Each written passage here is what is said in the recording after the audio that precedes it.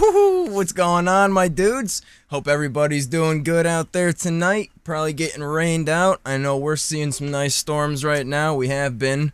So, couple things to talk about this video, right? So, I'm not sure if I'm going to give it away with the thumbnail yet or not. But, something very, very, very cool just arrived at my house. Check it out, dudes. Check it out. This is a first generation RD manufacturing billet engine case, all American made CNC'd aluminum. Look at that. Look at that beautiful billet aluminum sexiness. And then we got some legit K&W machine mounts, front and rear. They ought to go very nicely. And of course, whoops, smashing the microphone around. Of course, we got one of Steve Lewin's Chaos Customs intakes on there. And guess what this top end is? This is the Motobecane AV10 50 freaking millimeter bore. Let me repeat that. 50 millimeters. Oh, yeah. Look at that. Look at that beauty. Made in Australian land. It's got this crazy little ball joint exhaust flange. I've never seen another cylinder like this. Check this out. It's actually threaded into the cylinder there. Look at that big old honking exhaust port on there. Sweet, buddy. And this bad boy right here, built by none other than Ryan Kellett. This is a completely one-off engine now. There was two in existence. His blew up because he had to put a cheap Chinese rod in his. This bad boy has a nice Italian Malossi racing rod, reinforced rod in it. Enough of me holding this thing up. Let's roll that B-roll. Get that sexy B-roll. Oh yeah.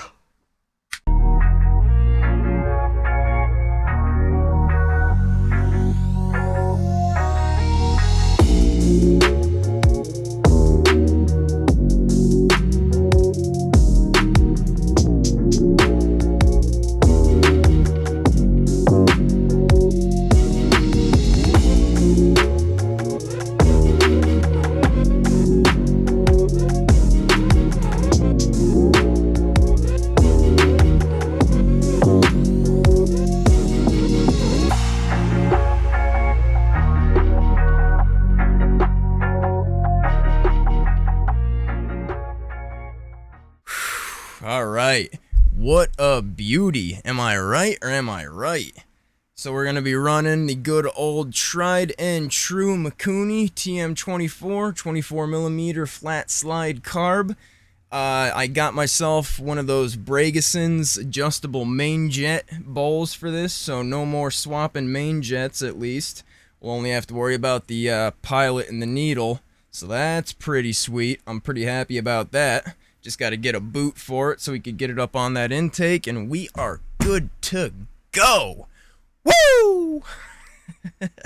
And also, the way I'm going to be mounting my pipe, this is what I'm going to use for the rear exhaust hanger here. It's one of the CNC chain tensioners, actually, but we're just going to take that tensioner off there and use that as the exhaust hanger. Pretty slick, pretty slick. If you can't tell, I am a sucker, a total sucker for billet aluminum. And I managed to find this guy. Check this thing out, right? This is a knockoff, but it's from NCY. Now, these throttles are usually about $80, $90. I got this thing off AliExpress for 25 bucks, I think. But check this out. Can you see down in there? You can kind of see. Well, right down in there, what you see there are two rings of needle bearings in there. So this thing should roll really, really smooth. I don't like these big chunky grips that came with it, but they'll come off there easy enough. Real soft grips. So yeah, that's good. That's sorted. And then, check this out. Look at that. Hardware 570 Bike Life hat. Bike Life trucker hat. pretty friggin' sweet, dudes. Pretty friggin' sweet. So, alright, enough about my stuff. If you guys follow me, I'm always in Mother's Best Motorized Bikes and RDM 66/80cc. Check out those two groups on Facebook, right?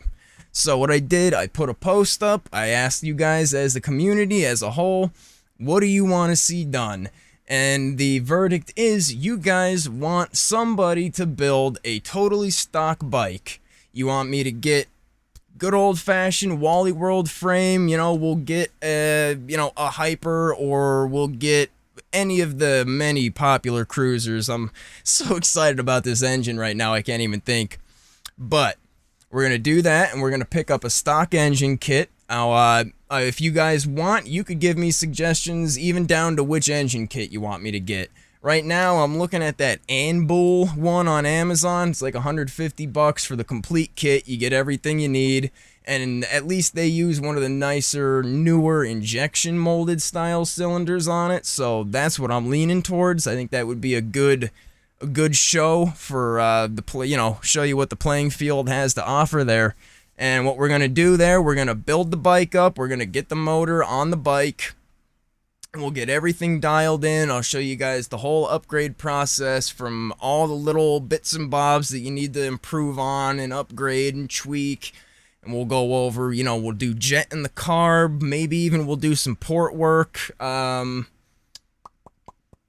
Resetting the clutch, reinstalling your magneto magnet, all stupid little things like that for an experienced guy, they seem like nonsense, common sense things, and I see a lot of guys attacking people in the groups for some reason. They come on the group, we invite them in, tell them to ask questions, don't be afraid, it's a group of nice guys, and then there's always some douchebags that have to come in and talk shit and cut them down, this, that, and the other thing, because they're the best thing ever, even though they don't even have a bike, or the advice they're given is just straight dog shit, totally wrong. But I digress. I'm getting off track here. So yeah, we're gonna do that bike build. Like I said, I haven't decided exactly which frame, which bike we're gonna build on yet, but it's going to be a cheap Walmart bike for sure. I don't know if I'm gonna do something like the Roadmaster, or get one of the cheaper, the Huffy Cranbrook, because that's like option numero uno. No, we're not going to get in El Luso. Those things are they're known for cracking. We're not building with one of them. So, alright guys, we're coming up on, what do we have here, about 7 minutes. Just a quick update video for you. Oh, by the way, I also got my exhaust pipe for this bad boy. We got ourselves a badass Doppler expansion chamber exhaust for this thing. If you want to see that, make sure you stick around. It's out in the garage getting ready to get clear coated, so if you want to see that, it'll be in upcoming videos. So now, what do we have left on my custom build here? I'm waiting on the dual front brake caliper setup to come in from Germany. I need to relace the dual disc through axle hub into the wheels. And then it's almost pretty much just assembly from there. We'll need to work out what I'm going to do for the seat. I don't know if I want to do another sprung solo style seat like I did. Yeah, put a picture up here like I did on my MXS and my MS440 bikes. That was a nice setup. It was really comfortable. But with the bars that I was using, maybe it was the bars or maybe it was just the seating position, it felt like I was, like scrunched up on the bike. Like everything was just, I was smushed into the middle of the bike, and there was a lot of real estate on either end that I wasn't getting use from. So yeah, maybe I'll figure out the seat. I don't know if I'm gonna do that again. Steve from Chaos Custom might throw together a long, like, buddy style seat, moped seat for me.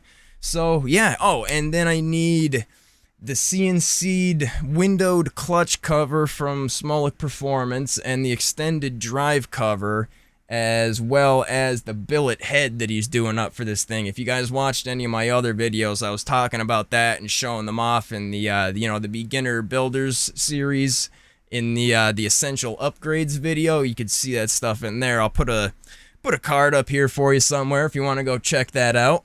So, Alright guys, enough of me rambling on. We're coming up on 10 minutes here, so as always, I appreciate you guys. Thanks for stopping by. Stay safe out there. Enjoy riding. Enjoy building. Yeah, and I'll catch you guys next time. Peace.